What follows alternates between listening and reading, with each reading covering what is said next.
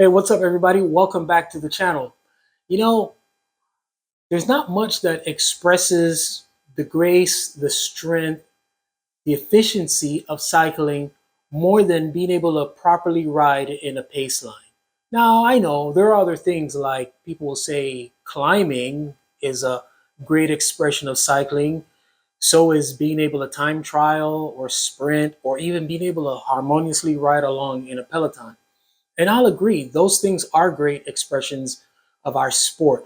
But the thing that to me conveys, like I said, the beauty, the efficiency, and the grace of cycling, I don't think that anything even comes close. And when I think about Paceline, I'm talking about the chain gang. I'm talking about that single, constantly rotating Paceline. The beauty of it is that you really only need one other person to be able to get it right.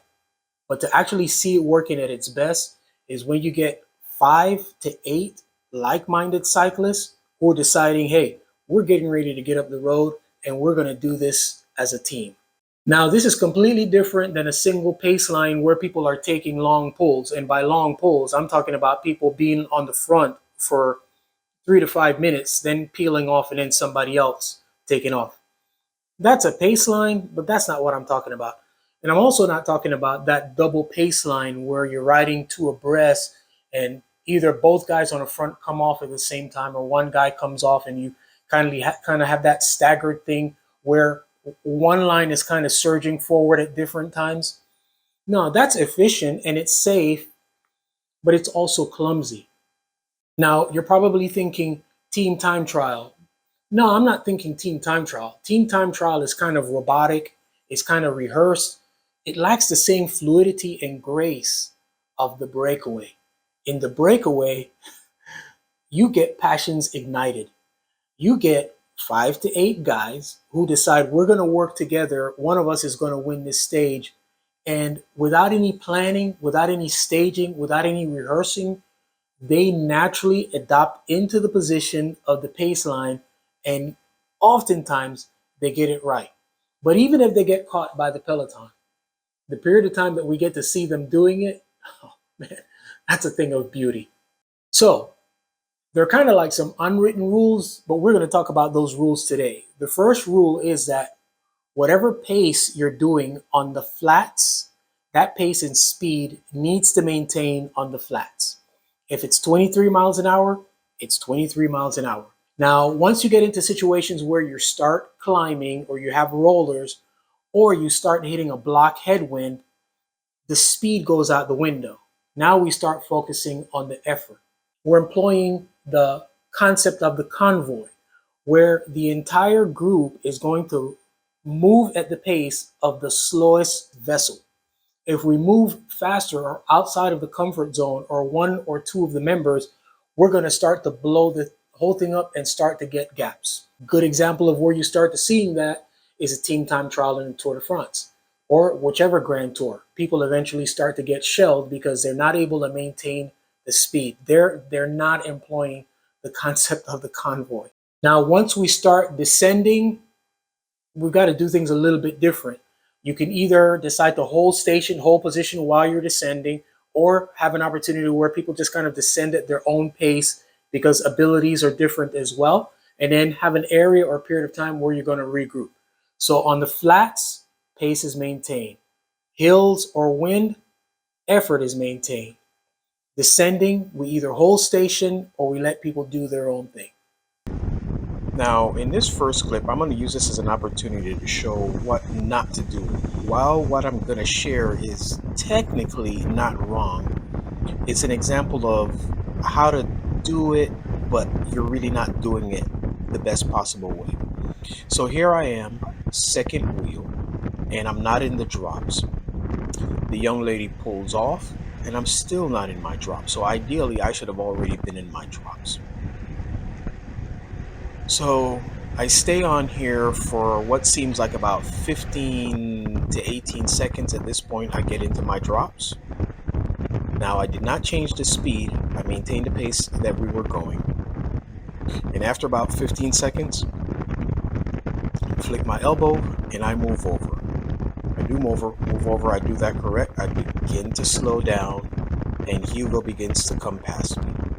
Now, what I want you to pay attention to is what happens with the cyclist who is second wheel right now behind Hugo, because what he's doing is he's fixated on Hugo's wheel, which is not what you want to do. So that when Hugo begins to move off,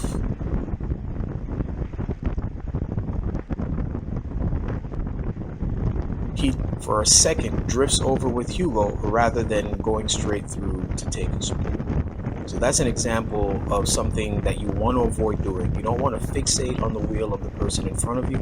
You want to kind of look through them.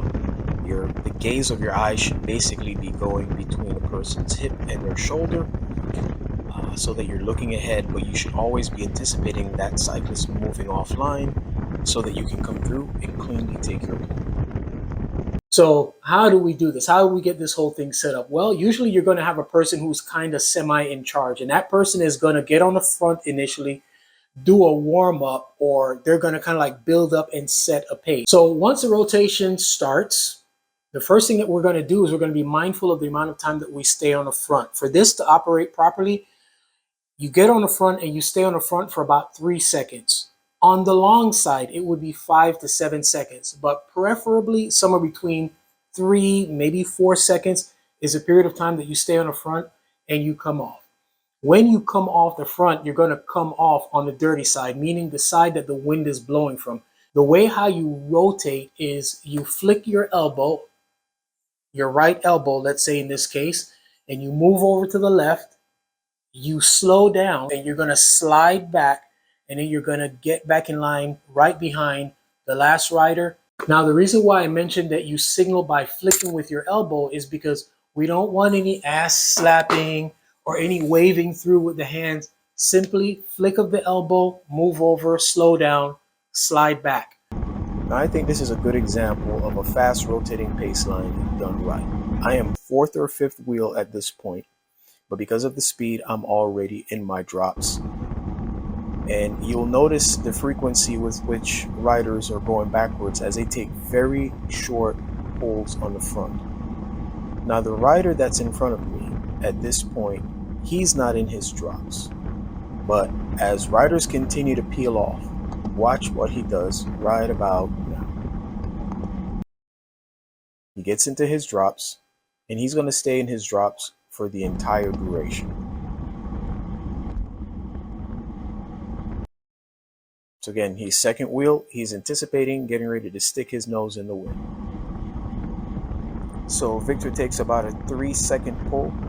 The rider in front of me is just gonna go through 3 to 4 seconds, moves over, slows down. I come through, no surges, no accelerations. I do about 3 or 4 seconds, move over, I slow down, rider behind me comes through. And that's a very good example of how to do a fast rotating paceline, even in a situation like this where we had a larger group. Now, all I'm doing now is looking for a soft place to land. So that's it. Those are my tips on how to enjoy the potentially the most graceful activity in cycling, the chain gang. Hey, if you're enjoying the content that we're putting out, please subscribe to the channel, but definitely give the video a big thumbs up, comment below, share the video. As always, guys, our aim here is to inform, instruct, inspire. Be blessed.